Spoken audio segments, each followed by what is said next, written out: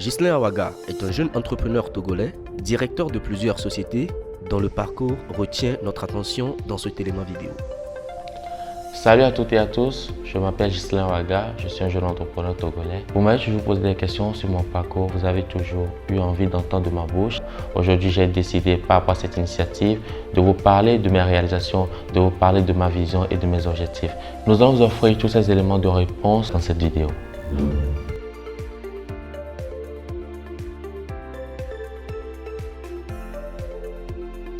Ça me rappelle la belle époque. Je venais à peine de rentrer de l'école normale des instituteurs. J'étais toujours à l'université et avec mon meilleur ami de l'époque, on voulait devenir entrepreneur. On voulait créer notre entreprise. On se voyait déjà riche à l'époque. Alors, en fait, aujourd'hui, beaucoup de gens me connaissent comme étant un investisseur en bourse, et également le directeur des entreprises de cotage en bourse ou bien de spéculation en bourse. Mais à l'époque, ce n'était pas ça. Nous avons commencé avec Champ de Vision. Premièrement, on avait eu une idée de communication, créer un cabinet de communication. On n'avait pas les ressources humaines, on n'avait pas les moyens financiers, on avait juste un rêve et pas d'idée en tant que telle. Donc, sur le coup, nous sommes partis dans un cabinet de coworking en voulant avoir l'expérience, les ressources qu'il nous fallait. On a commencé, manque de moyens, on a dû arrêter. Et en temps, j'étais parti sur Google. J'ai tapé les plus jeunes entrepreneurs d'Afrique et je suis tombé sur un nom, une personne qui est devenue mon mentor à l'époque, Temitop Ogunsemo. Donc il était le directeur de Crystal, c'est une entreprise nigériane qui est spécialisée dans le développement d'applications. On s'est dit ok, pourquoi ne pas copier, pourquoi ne pas faire exactement comme Temitop, puisque quand on faisait un petit tour sur ces pages sur les réseaux sociaux, on rêvait, mon ami et moi on rêvait. On était juste deux. Je commençais par enseigner, j'étais enseignant. Je ne prenais pas encore de salaire. Lui aussi, il ne faisait rien comme activité en tant que tel. Et on s'est dit, ok, nous avons un plan pour notre vie. Lui, il va commencer par suivre des formations, vu que moi je n'ai pas le temps. Et moi de mon côté, je vais commencer par trouver les ressources financières. Et c'est ainsi que l'aventure a commencé. Par après, on a essayé d'en parler autour de nous à certains de nos amis pour qu'on puisse constituer un groupe avec des personnes visionnaires qui ont quand même envie de réaliser quelque chose. Alors, nos premières réunions, je me rappelle à l'époque, ça se tenait à l'université de Lomé. On s'asseyait sur les bancs, on discutait de notre ambition, de nos rêves et très rapidement, nous avons pris le nom de l'entreprise, Géant Vision. Ghislain, Antoine, mon ami, Vision. C'est-à-dire notre vision. On avait commencé à partir de rien, avec un petit capital social de 725 000 à l'époque. J'avais la majorité des parts. Je me rappelle même l'histoire des parts sociales avait créé un petit problème dans le temps. Bon, mais ça a été réglé. On a commencé. Je voulais quand même qu'à travers ceci, les gens comprennent qu'au départ, aujourd'hui, ils me connaissent comme étant directeur de GF Corporation, président d'administration de telle entreprise, mais à la base, c'était Champ de Vision. C'est là-bas que tout a commencé.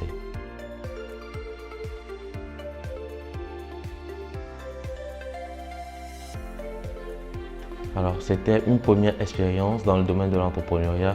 Champ de Vision n'était pas une réussite, puisque l'entreprise a très rapidement fait faillite à cause des différends qu'on avait, à cause du manque de résultats. Beaucoup ont déserté et finalement, je me suis retrouvé à bord avec aujourd'hui celui qui est devenu mon bras droit. Champ de Vision m'a permis de me découvrir dans le domaine de l'entrepreneuriat, m'a permis de comprendre une chose, c'est que j'avais envie d'évoluer avec des personnes qui partageaient ma vision. Déjà, une entreprise, une salle où il y a déjà plus de 10 actionnaires, c'était déjà un peu compliqué, les prises de décision et autres. Donc, c'était une belle expérience, pas nécessairement une réussite quand même.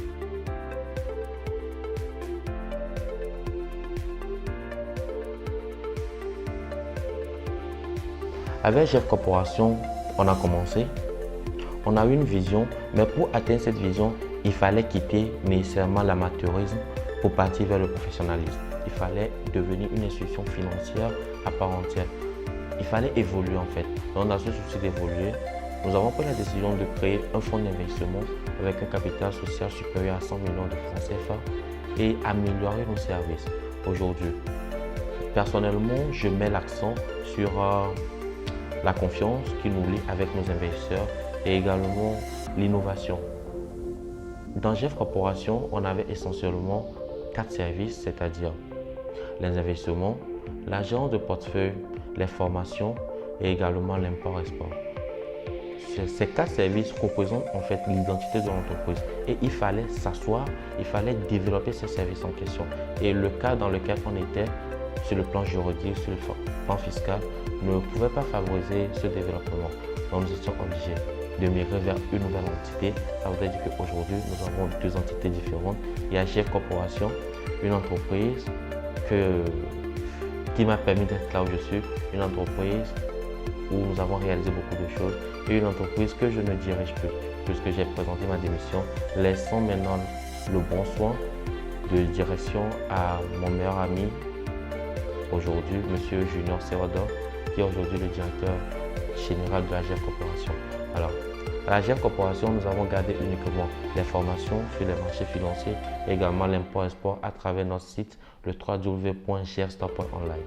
Par rapport aux investissements et par rapport à la gérance de portefeuille, nous avons voulu migrer vers une entité avec une forme juridique solide, avec les accréditations et avec une administration extrêmement rigoureuse.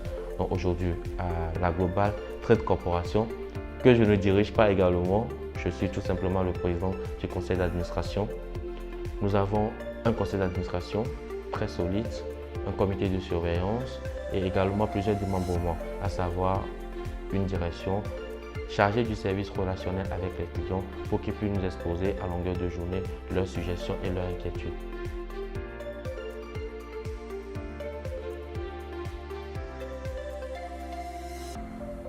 Alors, notre vision, c'est d'évoluer sur le modèle de Hathaway Berkshire, l'entreprise de Warren Buffett.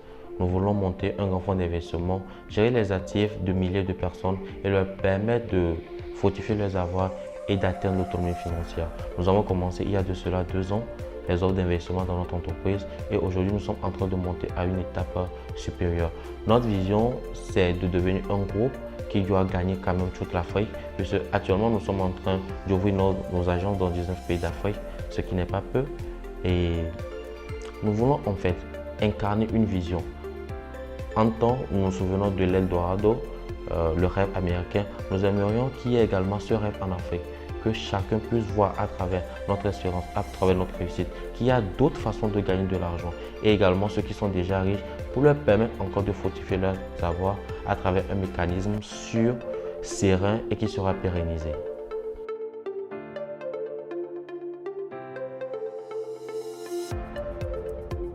Je suis très engagé politiquement et je suis très engagé également à l'égard de mon pays. Aujourd'hui, et je suppose que pour toujours, je soutiendrai un homme en particulier, un homme qui incarne les valeurs que je partage. Tout d'abord, je tiens à préciser un point, je n'ai pas d'ambition politique à part entière, je n'en ai même pas, mais j'ai envie de contribuer au développement de ce pays. J'ai envie de soutenir ceux qui ont déjà entamé des actions. J'ai envie de soutenir mes aînés et peut-être aussi mes devanciers. Donc dans ce sens, j'ai apporté mon soutien depuis déjà 1 an, 1 année, au chef de l'État, M. Faure Essaoghimi Gnassingbé, qui chaque jour ne cesse de vouloir faire du Togo un pays meilleur, qui chaque jour lutte pour le bien commun de tous nos concitoyens.